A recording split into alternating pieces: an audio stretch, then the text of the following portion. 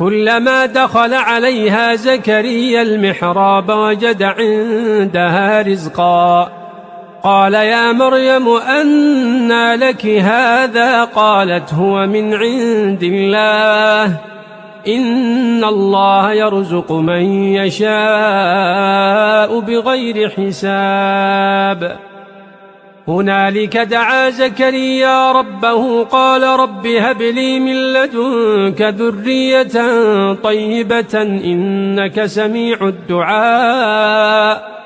فنادته الملائكة وهو قائم يصلي في المحراب أن الله يبشرك بيحيى مصدقا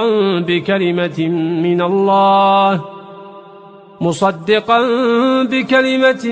من الله وسيدا وحصورا ونبيا من الصالحين